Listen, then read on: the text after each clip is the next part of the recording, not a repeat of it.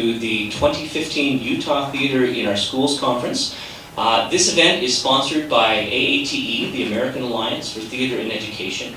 AATE is a growing collective of artists, scholars, and teachers who get together, share their work, share their creative work, and give creative responses to each other through conferences, through publications, through networking, through a number of different means, and then go back and enhance the theater experiences that we offer for our young people. So this is one of 12 regional conferences that are happening this month, in March, as part of Theater in Our Schools Month, in 11 different states, and this year in South Korea. So we are very excited today to have Susan Zeter with us and Wendy Gorley as our keynotes. We wanted to give you kind of a miniature version of what you might experience at the national conference. AATE will have a national conference in August in Wisconsin, but it's a huge amount of, it's a huge expenditure to get there. What we wanted to be able to offer at the regional level is kind of a miniature version of that. So we have the keynotes, we have the breakout sessions in the afternoon.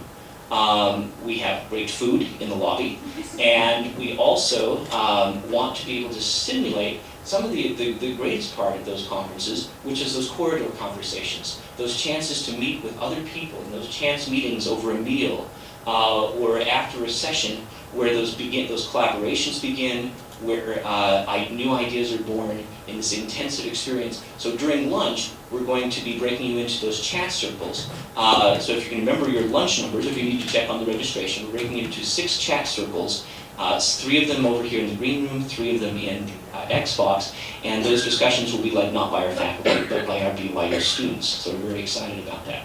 Quickly, I want to make sure we acknowledge our folks that are here. First of all, our committee members, why don't you stand up? So Teresa and Julia and Beth and Kinsey is out in the lobby taking care of all things registrations. So thank you very much for all your work in pulling this conference together. We also, our presenters, go ahead and stand up on any of our presenters today, which include Jim Hancock, Susan Zeter, and then I saw Deb come in, Deb Escalante, and some others that will be coming in this afternoon. All right, so before we begin, I just want some opening remarks and to kind of set the philosophical foundation of this, but I also have some housekeeping items. I want to be your tour guide for this wonderful safari through this conference. So let me give you the layout, because this is kind of a confusing layout in this building.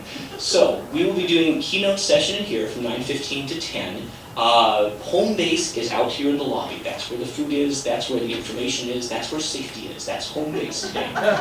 And then from there, we'll be breaking into 3 sessions. Creative responses to student performance will be in the green room, which is just through these doors right over here.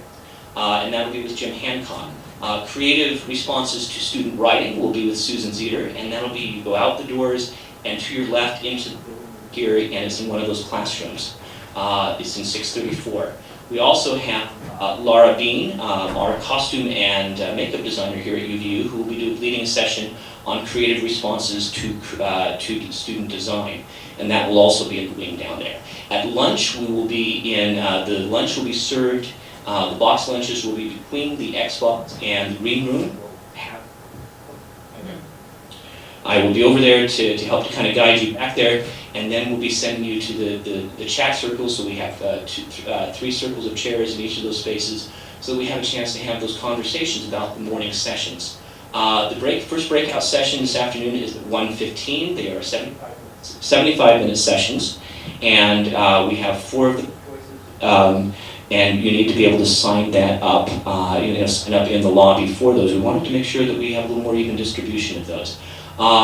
Then we have a little cookie break out here in the lobby, and at 2:45, if I'm remembering the schedule correctly, is that right? 2:45, we're going to be doing presenting our 10-minute from the Young Playwrights for Change. These are by 6th, 7th, and 8th grade writers, and so we'll be doing the winning performance. And then I'm also going to be modeling what's called the Liz Lerman response model to show you how you can provide a creative response to a piece of theater, a new play. And then we have our second breakout session. It's at 3:15, and then a little bit of water break out here, and then we're going to come back here, and Julia is going to lead us in a collective response. So we're going to have creative responses all through to the creative response work that we're doing today. So also, leading you to the end of the day, how many of you are planning to come to see the Milk Dragon tonight? Great. How many of you already have your tickets? Great. If you don't, we are starting to sell out, which is really exciting, the new play. And so you want to get your tickets in advance. The box office will be open until 10 o'clock, or 10:30 this morning. So during the first break, the box office right out here in the lobby, you can get your tickets there. If you decide later during the day, you can also get those online at uvu.edu/arts. And they have a $5 ticket now. You can also, online, you can purchase it as a child ticket, and we've told the ushers we have some very tall children coming tonight. So that's our way of giving you a blessing. How long the run is? Sure, it starts. Tonight. Yeah, it starts. Yeah, the show starts at 7:30 tonight. It's 2 hours with a 10-minute intermission, and then the rest of the run it'll run next week. The next 2 weeks, Monday, Thursday, Friday, Saturday at 7:30, and then matinees at 2 o'clock. There's no Saturday matinee today because of the conference. But it will be Monday, Thursday, Friday, Saturday at 7:30, and then 2 o'clock on the next 2 Saturdays. So through March 21st. Any other questions? We're good. Okay, let me put on my scholar's hat. I think we wanted to see that. All right. So the question that we're looking at is creative responses to creative work. Defining that, some people have asked me, what in the world is a creative response to creative work? And so, how have I answered that? One of the things that, I'm going to actually start with defining what it is not. It is not a scathing review that shuts down a student's creative work. We have the play that you're going to see tonight, The Milk Dragon, here in the Nordic Theater. There's a character by the name of Harry, who is a hairless man, and he is a dancer. He dances with all of his heart. In fact, he sings with his body, is the way that he describes it. He is devastated by a terrible newspaper review that says, "Worst of all was Harry, a dancer so clumsy that he looked like a hippopotamus skating on ice." Devastates him to the point where he is on the brink of despair, and only a miracle can redeem him. In all of our responses, we want what we offer to our students to build up, to lift, to encourage, to celebrate, as opposed to tear down. There's definitely a place for providing the necessary guidance and training and correction that is needed, but it generally needs to focus on the positive and be in a way that nurtures and promotes additional creative work as opposed to shutting it down. The other thing that it is not forcing all of our students to adhere to our own particular style. It's not about making miniature versions of ourselves. It's about nurturing the things that the students bring to it as opposed to them being blank slates. The example I'll evoke with this, if you are familiar with Fantasia 2000, evoke the scene of the pink flamingos gliding gracefully across the lake in perfect flamingo ballet formation. And then meanwhile, we have a deviant flamingo who loves yo-yo. He's not much of a ballet dancer, but he's incredible at yo-yo. And the other birds finally peck him into submission, and very begrudgingly he goes in formation and does the flamingo ballet, but then he gotta be he, and he breaks out and proves himself the foremost flamingo yo-yo flinger of all time.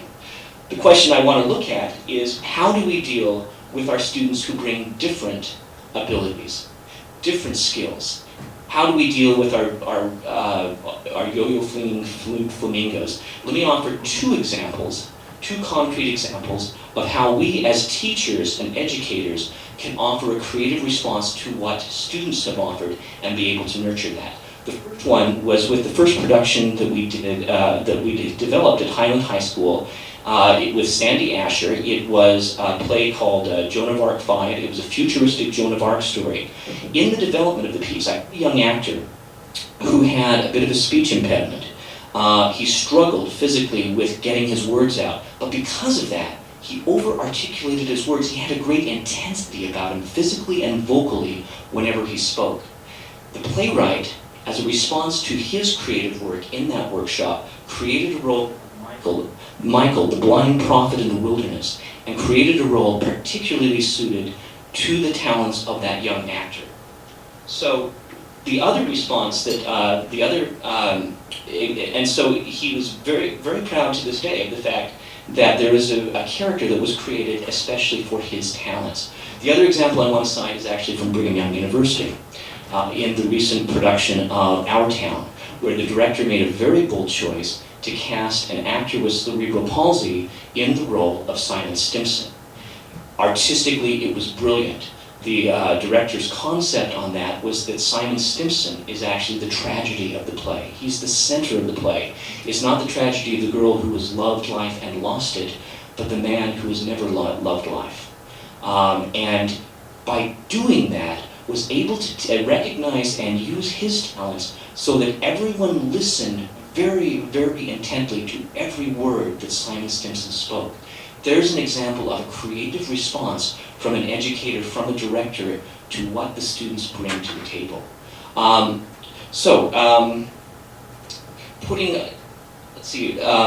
Putting on the wizard's hat.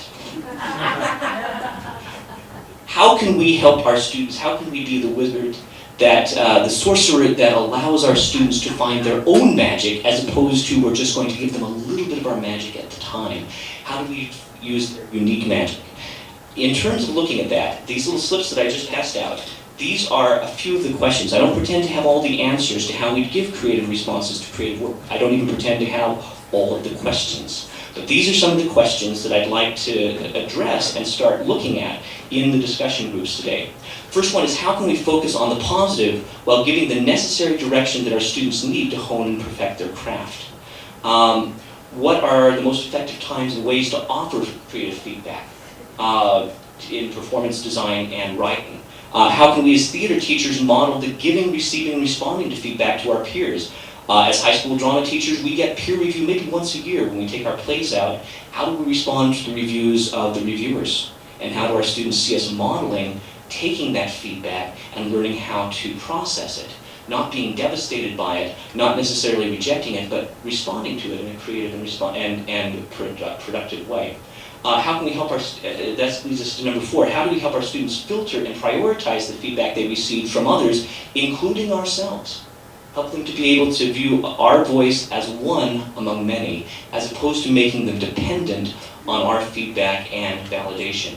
And how can we help students to evaluate and improve their own work beyond our direct influence? How can we make them independent scholars, not their own worst critics, but their own best critics of their work, so that they can continue to hone their craft even after we're gone, and they can develop their own talents as opposed to simply being miniature versions of ourselves.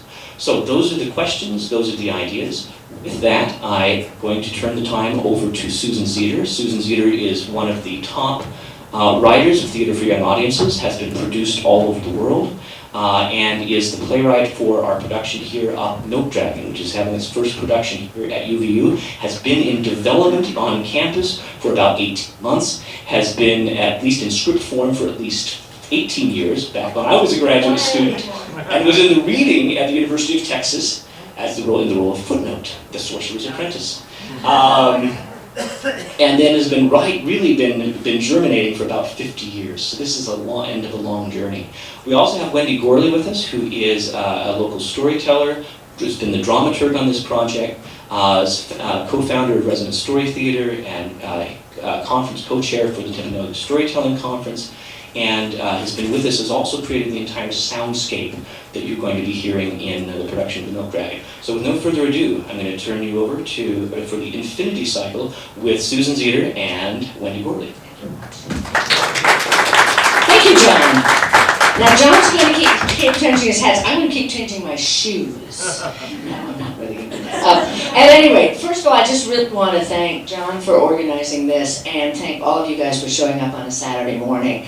What we're going to share with you today, throughout the day, is some new models, as we said, of talking and listening, giving and receiving feedback. I'm going to also try to link this to sort of a revelation that I've had as a playwright in the last couple of years about new ways of actually looking at the collaborative process of the generation of new work and the development over time. Now, we're all theater folks in this room, so what we begin to do is to really kind of look at what are some of our metaphors for how we look at the way we create work together. I gotta watch my time since I'm sharing. Okay, good, thank you. Okay, now, I had always thought about, the collaborative process as kind of a big river with a lot of little tributaries that flow into it. So that the play starts, it germinates with the playwright somewhere up here in the foothills of their mind, and then starts rushing down and defining itself through workshops, through rehearsal process, and a lot of different things flow into this river, and it keeps moving and moving and moving onto its own path. More recently, I have been working with, and I'm going to talk about this a little bit later in the chat this morning, with a different way of actually involving those potential collaborators much earlier in the process, in the generative process, rather than just the interpretive. We tend to think of the playwright writes the play, and then the production team interprets that work and gives it sound and life and whatever, and then the audience receives that work and gives some kind of feedback, and then the play or the production or whatever goes on. Wendy and I came up with this alternate methodology, which is this infinity loop. And just think about what that symbol for infinity really is. It's that sideways 8, okay? That moves in a direction, then doubles back, and then again, doubles back, and is constantly feeding itself and feeding all of the collaborators who are party to this process. And for the last 2 plays that I've worked with, Milk Dragon and another one I'm going to share with you a little bit later on, a play called Aviatrix, that is just getting born, I've really had the incredible opportunity to involve potential audience members, outside consultants, and the people who are actually going to be creating the piece at a much earlier stage so that they are directly influencing my work as the playwright in ways that are both subtle and profound. The link to this conference is that all of this looping back and listening is nothing more than finding alternative ways to give and to receive feedback. And as a matter of fact, I'm sort of circling around the idea of doing a book on creative ways of giving and receiving feedback. And it's a two-way street. It's not just how do we give this feedback that is going to be positive, productive, helpful, etc. But how do we put ourselves in the mindset so that we know how to receive it so we don't lose sight of our original vision within that. And yet you can take the best, you can take the most helpful aspects of all of these great ideas, images, etc. We're going to talk about some very practical ways of doing this. In the next couple of hours, as John has said, I'm going to be working with any of you guys who want to know how to give what I have laughingly called wacky feedback, and ways of giving feedback to writers from within the metaphor of their own plays, as opposed to the sort of turkey on the table that everybody sits around and criticizes this piece as if they'd written it. So, that's an old model. And so I'm going to be talking about some of those techniques. I know that Jim's going to be talking about how do you work with actors in both monologues and in audition pieces, so that the feedback, again, loops back to themselves, nourishes not just the performance, but the performer, and nourishes the student at the same time. And we're going to have some similar things, again, about how you give feedback in design area. I think giving feedback is the most important and the most neglected part of how we teach. Because often we look at curriculum, what is it we want our students to look at? Often we look at assessment models, how do we want to measure their success within that? But then when we get into the actual time of it, where a student has presented something to us, whether it's an audition, a design, or a piece of writing, we go back to the model that we experienced, which is we all sit around in a room and talk about it. So what we're going to try to challenge ourselves to do is to find different ways of doing that, and to find different ways of reinventing the metaphor, so that again the infinity loop circles back, and continues to nourish and grow. So with that, I'm going to turn this over to Wendy. She's going to talk a little bit about the infinity loop for her as a dramaturg, etc., and then we're going to kind of tag team back. Thank you. Okay, so for me, dramaturgy is the thing that feeds and powers. It's like the energy source for this infinity loop, because that's what dramaturgy, at least new play dramaturgy, is about, is this, the support for the playwright and for the play. So as we're, circling around, it's kind of, it felt like to me that it was like this spring that was feeding all of it. And, we really need to thank John and the Norda for giving us this luxury of such a long development process, because, and even now, I think we're still developing this concept. Like, we're in the middle of it going, what is this, and how else could we apply it?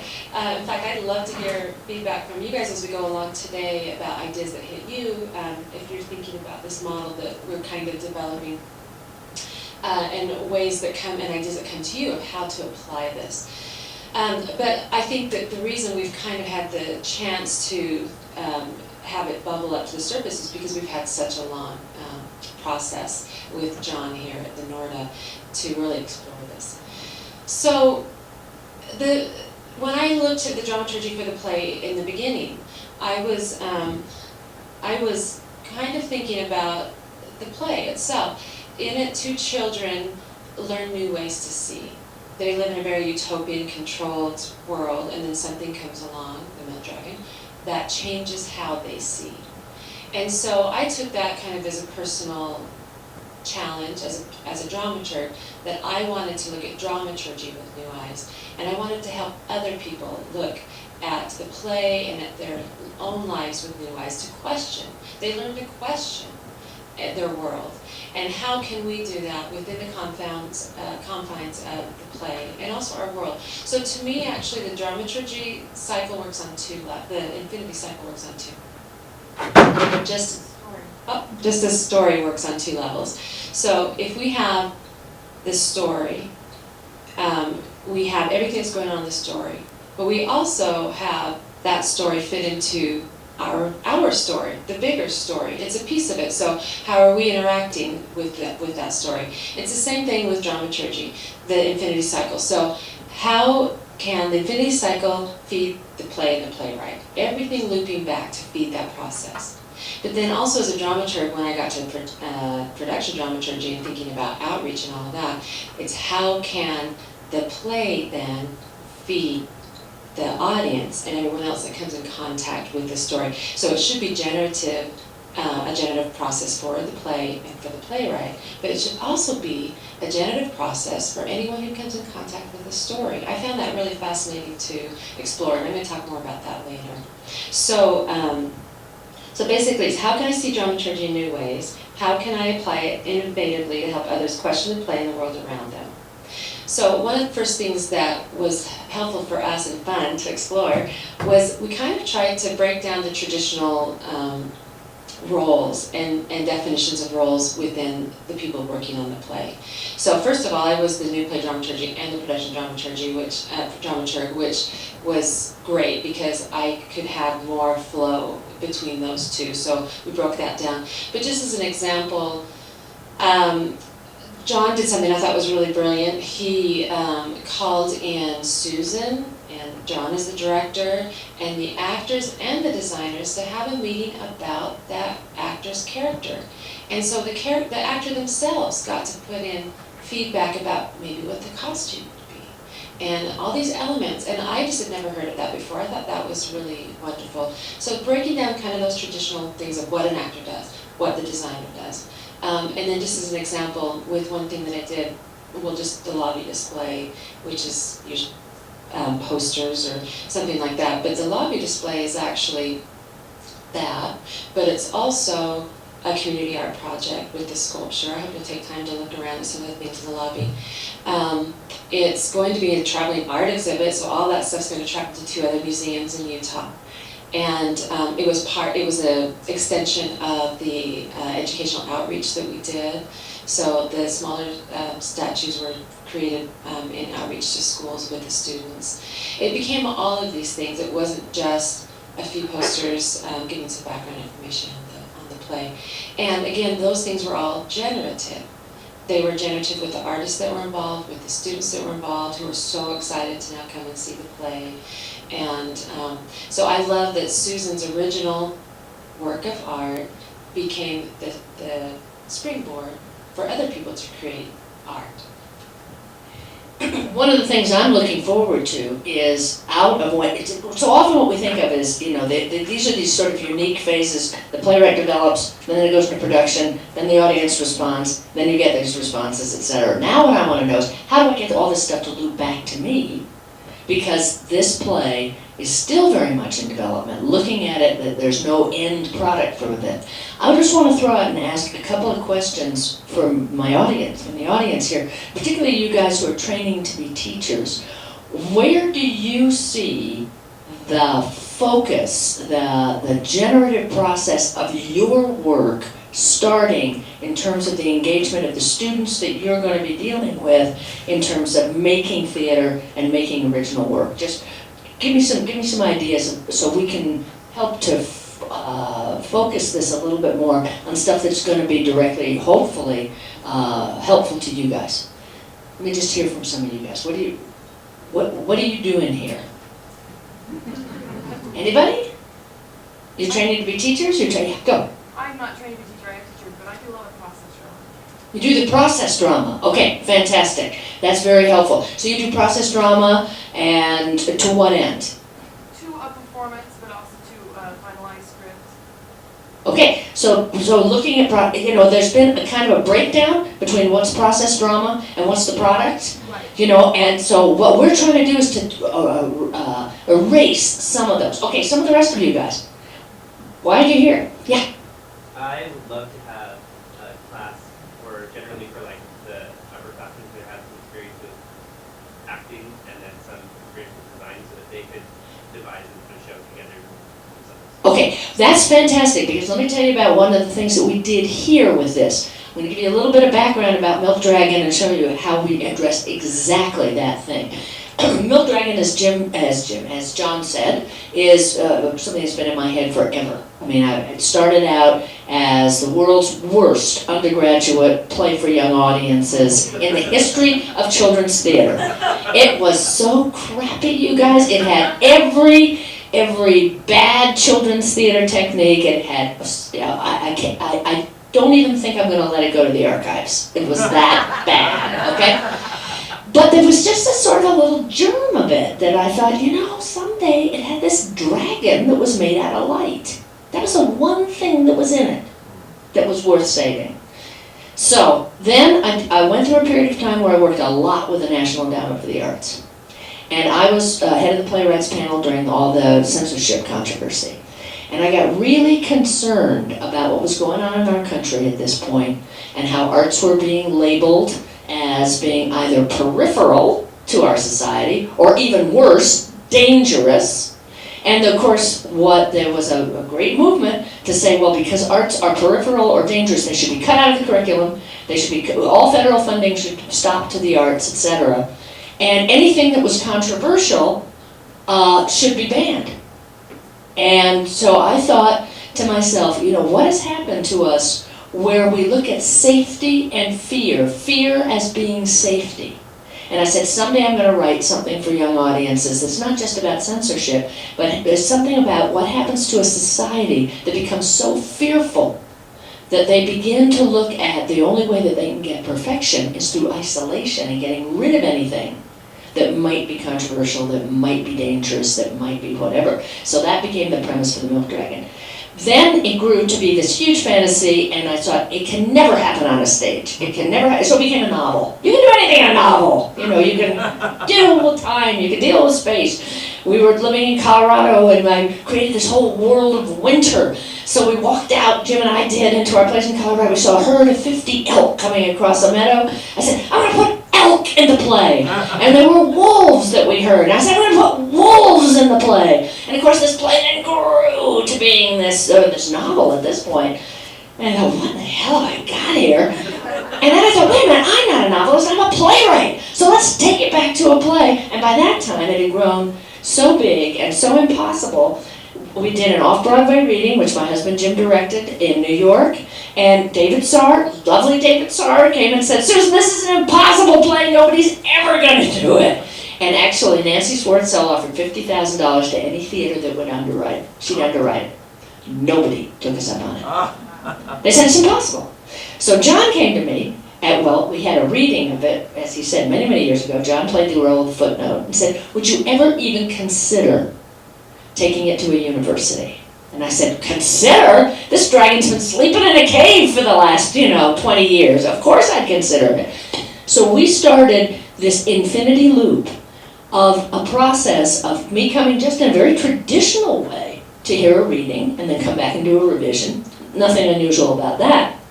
But then John did, with Brian Healy, who was a design faculty member, exactly what you're asking for. He put together a class that was made up of actors and designers and dramaturgs. So it was actors, designers, and dramaturgs. And for a whole semester, they took all of the impossible elements of it and began to break it down and say, what would be some choices? What are ways that we could do this? I Skyped in. I came twice, I guess. The beginning, but then it was just the beginning of that. Yeah, I came at the very beginning of it, and we did another reading, and then about once a week I'd either Skype into the class or I'd Skype into some of the production meetings that we're talking. There was no distinction in that class between who was an actor, who was a designer, who was a dramaturg. Wendy's going to talk about that a little bit more. But this huge number of solutions and possibilities, etc. And I'm sitting there looking at it on my computer and saying, that's a great idea, let's go with that one. That's a great idea, let's go with that one. This is great, now I don't think that one's going to work so much. So then, so actors were empowered to look at design choices. The other thing that they asked them to do, and Wendy, I hope you'll talk a little bit more about this, was there was a final assignment where they had to put together a visual book that was the play.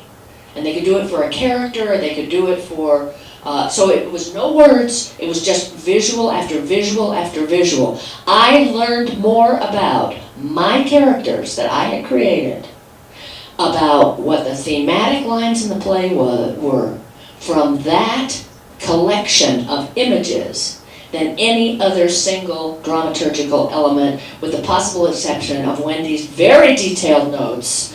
And what Wendy was able to do was to track for me when things changed and what they changed to, what they had been, where they were, and raised other questions. So in this sort of creative soup that had directors, designers, dramaturgs, etc., all giving ideas, where all ideas were on the table and kind of looked at in an interesting way, then I was able to say, how does that forward the vision of this play in an interesting way, without losing control of what the play was. The play was always the thing that was in control of the room, not me, not John as director, not even Wendy as dramaturg, but the play pulled to itself the images, the ideas, the solutions. And what you'll see when you come here is that, and David Sarr came back, he was here last, night before last, and just before he left he said, I was wrong, this is very possible. And not only is it possible, he's probably going to direct it in the next 2 years. So you see what this infinity loop does. It goes back, it comes forward. It creates by creating equality in the room, but still control over the structure. Now, I'm going to give you another quick example, and then I'm going to turn this back over to Wendy to show how this has affected the way she works within that. I've written another play called Aviatrix. It's about women and girls who fly. And we have formed it's for Imagination Stage in Washington. And when I was explaining the idea to Victoria Brown, some of you know Dr. Victoria Brown because she does a lot of work with early childhood education. She's also a goddess, and she has her own school on a 14-acre farm just outside of Washington, D.C. This is the most incredible space. If you ever get an opportunity to intern there, go. The Lucy School is a gem. It's arts-based. So it starts with drama, and it starts with art, and then it goes into spelling and mathematics, etc., etc.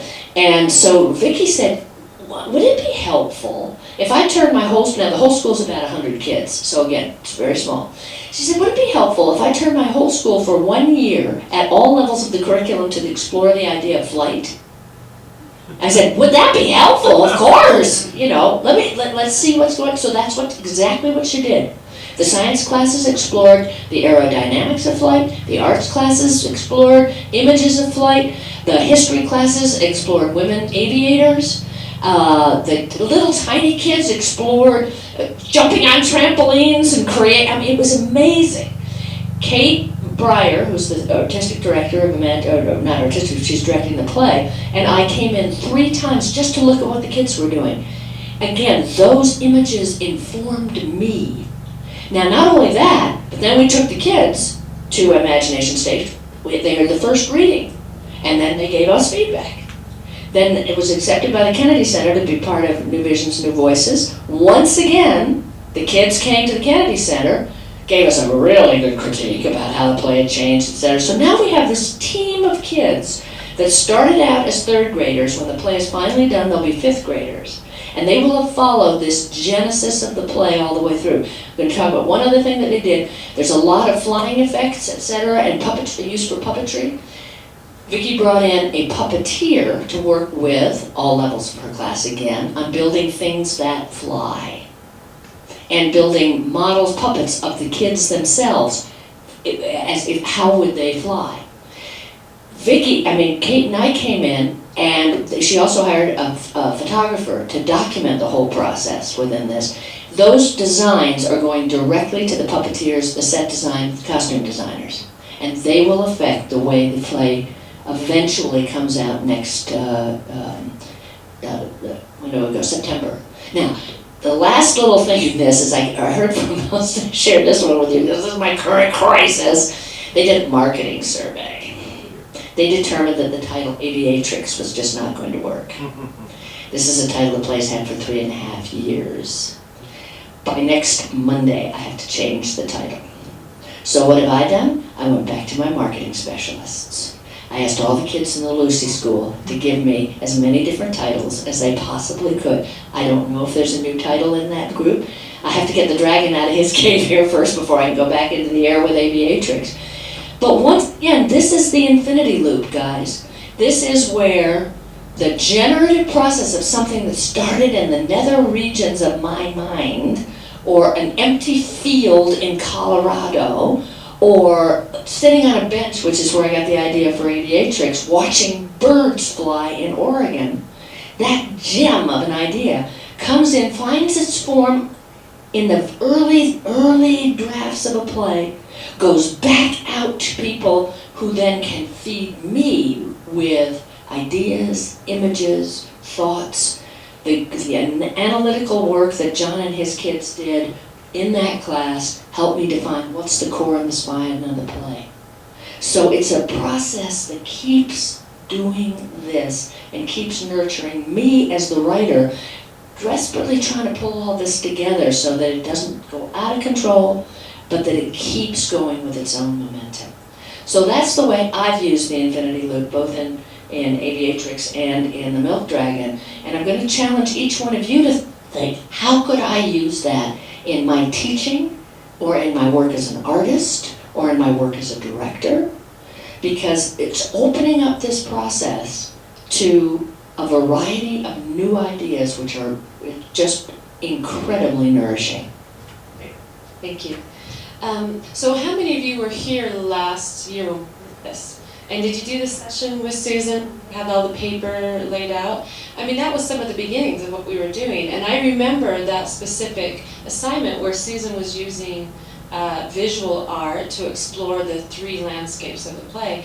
And I remember that you got a very specific, clarity from that about the volitional level of the 2 kids. Exactly, because they weren't in some of the drawings. I know. What happened to my protagonists? They're gone. Not here. Exactly, and so those are some of the great things, and those are, just pulling, and we did a lot of exploration of the story with movement, with Jim. These were just some of the things that we've done. I'll tell you another example of ways that I used this concept when I was doing the sound design. So in the script, Susan has that when the milk dragon comes out, there are toning of colors. So the script looks like green and cerulean, you know, we spelled that really long. Fighting in the whole play. And then later she decided, well, then no, it shouldn't be that, but it should just be like parts of those words. So then the script went to green and I don't know, you know, just like these parts of color words. So so I had done some toning before, and so I ended up being in charge of that part of the show. So I sat down with the kids, and I could have come in with a script of some sort of sound script for the show. But I really felt like we needed to develop the sound within the rehearsal process. And I wanted the kids to be a part of that. I figured, you know, many brains, creative brains working together would be better than one brain coming up with things. And so I taught them concepts of toning, but then we broke into groups, and they came and they were given a color, and then they would come back, and they came back with the most amazing things. And a lot of the stuff that we used were at least pieces or things that they came up with. And that was a really wonderful process, and I wish we'd had even time to do more of that, but that was one way where instead of just coming in, here's the sound design, we got to explore the sound in the space with the characters, with the rehearsals. Okay, so then I wanted to play you one little thing because I'm just really excited about this part of my outreach. So I contacted, partially I wanted to have more contact with Salt Lake. I feel like down here, I see this with my work with Timpanogos and with Norda. It's like nobody in Salt Lake knows anything about what we're doing. They have their own things going on. And I just feel like we're not reaching out to that community up there. So I specifically chose 3 organizations up there to reach out to and do a collaboration with. And one was SpyHop, which is this incredible 501c3 that does teaches digital media arts to disadvantaged kids or at-risk kids. And another was the Utah Museum of Contemporary Art, and they're the ones that commission the artists at the Domain dragging out there, which we invite you to add scales to. It's around the whole theme of lost, broken, and vanished, to think of something in your life that has been lost, broken, and vanished. We, just as Susan so beautifully said before, with the impetus behind why she wrote this play, I wanted the people that came to see the play, and the children in particular, to really look at that. I mean, we are such a society that wants to fix and find and restore, and that's all great, but when were the times when lost, broken, and vanished was a good thing? And the kids, when we go into schools and talk about this, they get it right away. You know, and I mean, you lose a tooth because sometimes you need to make room for new growth. You know, things like that. And so, so we've been trying to gather stories. I'll also got the little flyer. It talks about where the exhibit's going next, and has there's a website, has the address at the bottom. We invite you to submit your stories there. We're gathering stories. Well, and then we're also working with the Gateway Children's Museum. But SpyHop has, one of the things they do is they do a podcast with kids that are in prison. And these are long-term incarcerated kids. And so they do a monthly podcast. It's called Sending Messages. I highly recommend you go and check it out online. But these kids did stories about lost, broken, and vanished things. And then another group of kids made videos out of them, and we're having a little technical difficulty with our screen out there. But I just want to play one for you, if that's all right. Thanks.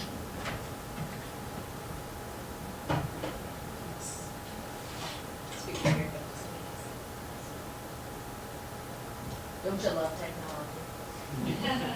I'm not even sure which one this is, but it's 2 minutes. The only way I know you're still there is the beat that resonates. I'm sorry. I got started. This is actually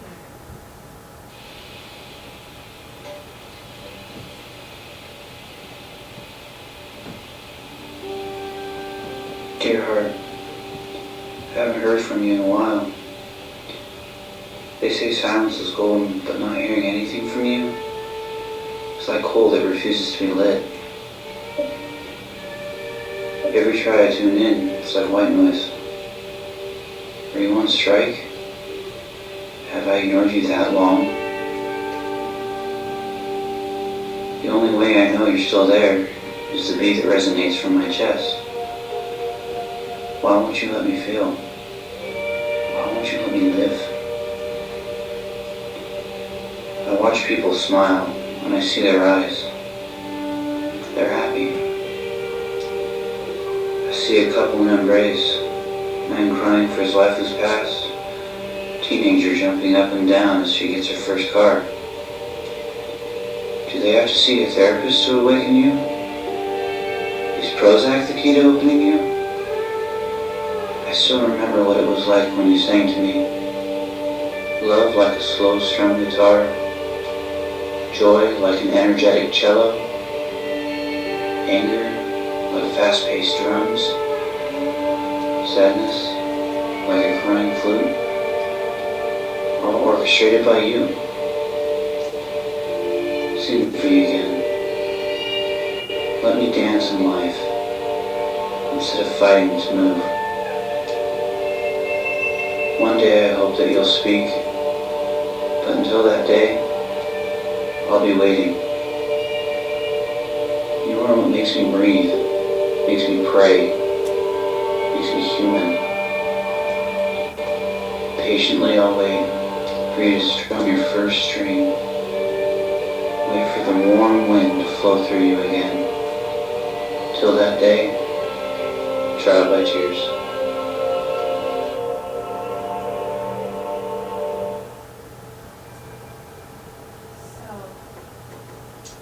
I just like when I hear about the Lucy School and how like I would so love to work there.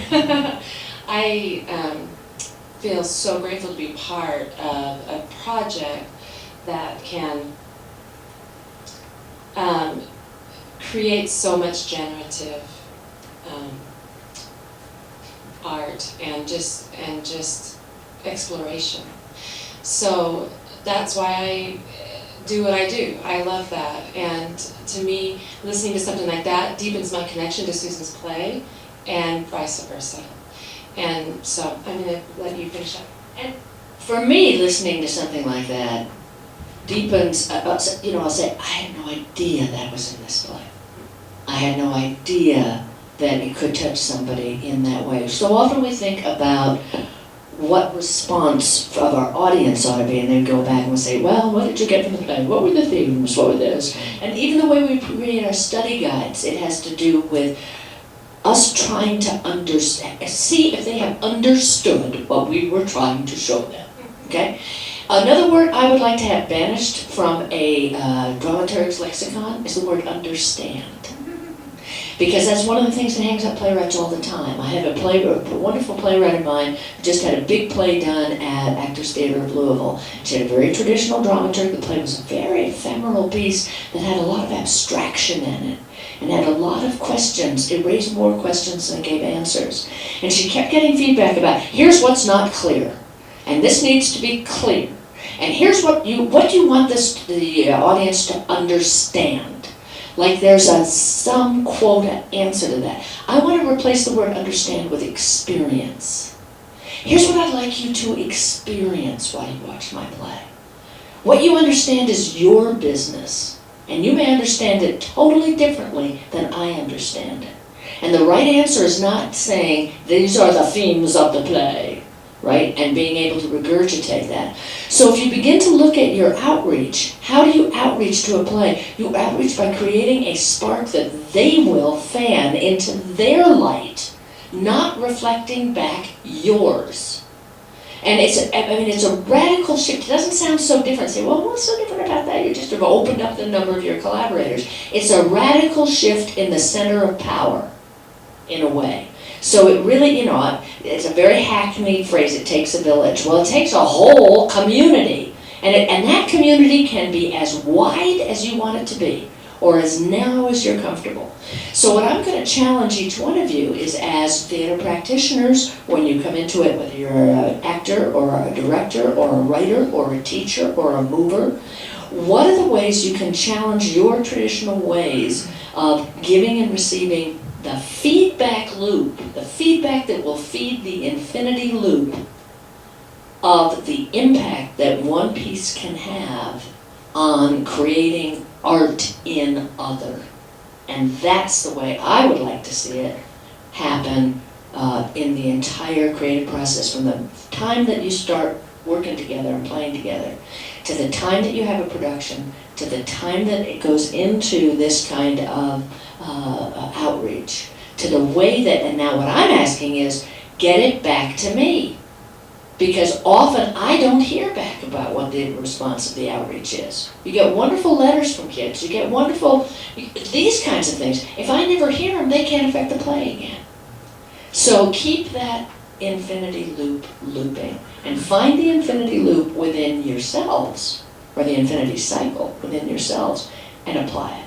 So I think we still have a little bit of time, John, don't we, to field any kinds of questions? Okay, so let me just open this up and how can we help? Yeah. With respect to this model, do you find that there are too many cooks in the kitchen? Because it seems like in order to maintain control of the play, as you said, Right.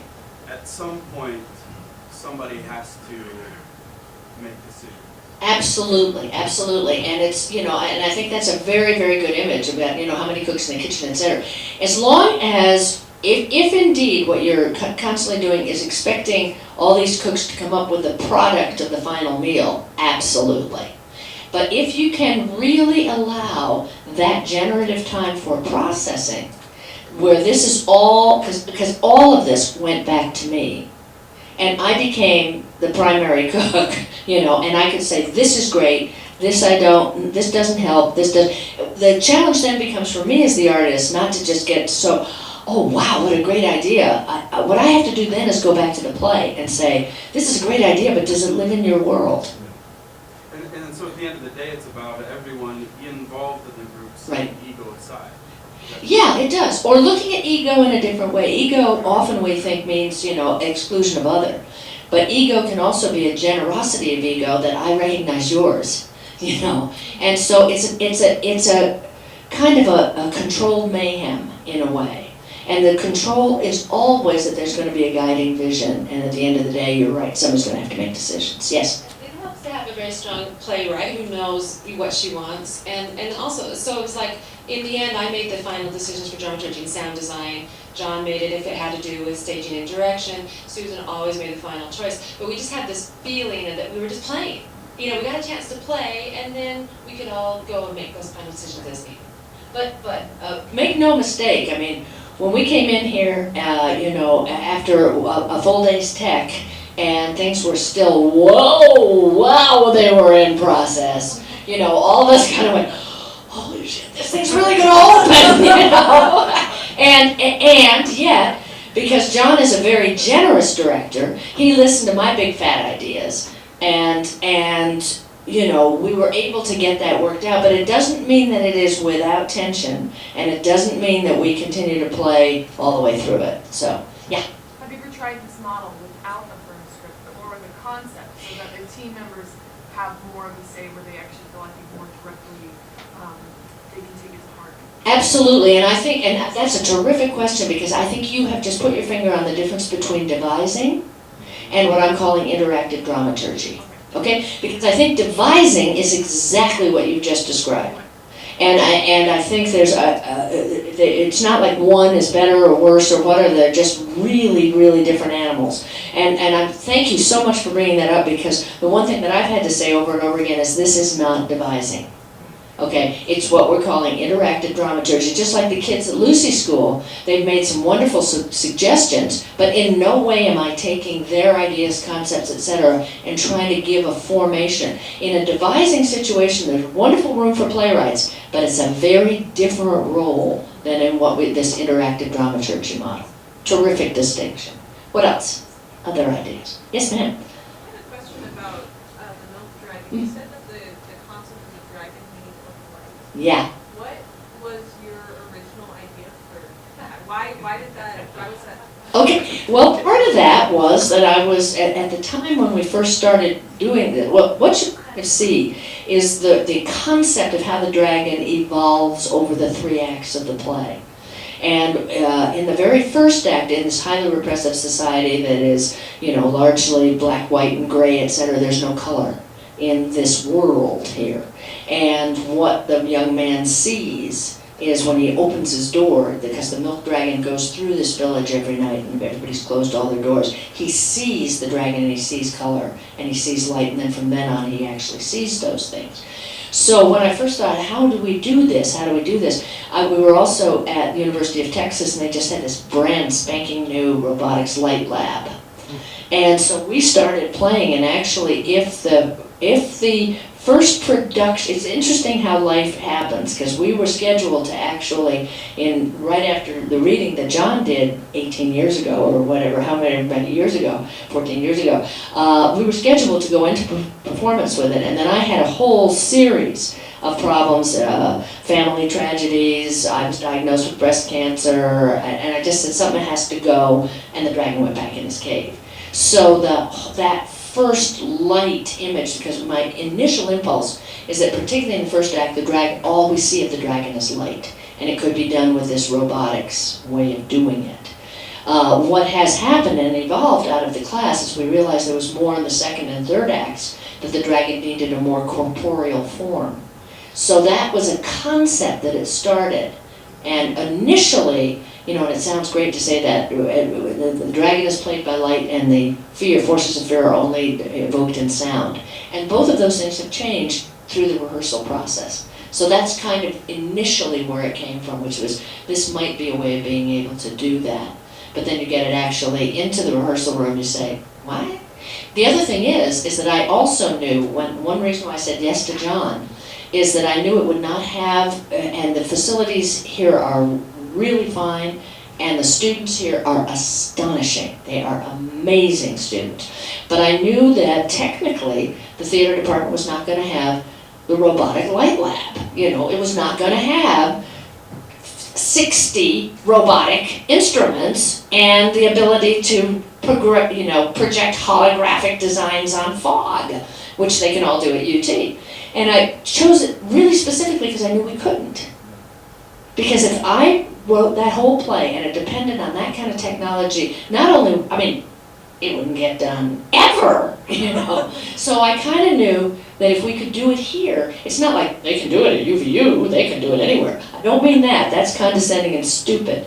But if they can do it at UVU, it can be done. And I wasn't sure about that before. So, cool.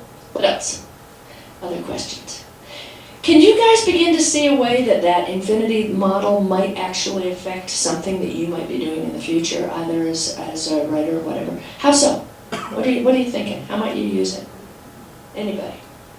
It just nodded. Yes. Well, I am going to be a high school theater teacher. Fabulous. And I do want to have playwriting units that come to fruition, where we actually have the students perform in like a festival of some sort, a student-directed stage writing festival. And I think that model is really important to teach students to teach collaborative efforts from the get-go. I think that it could be highly beneficial, especially in a program where maybe you don't have as many students, and you need to have a collaborative effort. Right. And I think the other thing is really being able to keep your focus on what part of this is process, and then when do we need to get it to a product? Yes. Yeah. There's in the dramaturgy class that I took in Southern Utah, there was an article that we read by another dramaturg who had done a show once, and it was good, but then they were doing it again, different time, different place, but they were the dramaturg again. But they took a totally different approach to it, where it wasn't just, I'm the dramaturg, let me provide this, and then give you that, and let's help create, but that they sort of turned it on its head. And like you were saying, they wanted to come back to them. They were sort of their, top cook. But everybody started cooking on everything. Right. So, lead character A would research this about the play or about their character and would bring that to rehearsals and then post it on the wall and say, hey, this thing happened at this place, or these characters like to do that sort of thing. And everybody got involved in that sort of thing. And so it became that flow where everyone created, but then everyone was at the same time influenced by the creation everyone else did. Right. And then that gets back actually to this question we had before about the number of. How do you begin to separate out what does the play need, what does this production need, and how are we going to come up with a unified vision of that? I think it also helps to have strong people in the room, and not that are insisting. The real strength comes not from getting your way, but being able to really listen and synthesize and take the best of everybody so that people are feeling like they've been heard, but that it's not my way or the highway for anybody. So, what else? Anything else? Well, thank you guys. Carry this forth, and you've got some wonderful people that are going to be giving you some terrific workshop hands-on experiences, and have a great day.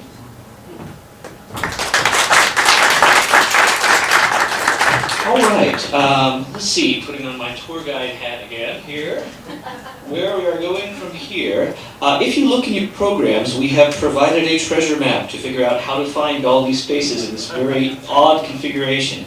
Again, the green room where we're doing where Jim is doing his workshop on creative responses to acting, just through this door over here. We don't have a production here. You're welcome to pass through the space to get over into the green room.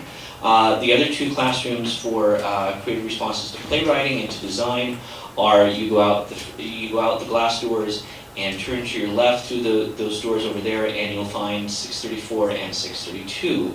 The only thing that's different on your schedule from what we're going to be doing today is when we do the play this afternoon, rather than doing it in here, we made the last minute decision to do it in the Xbox, which we thought would serve the play better in a little more intimate setting.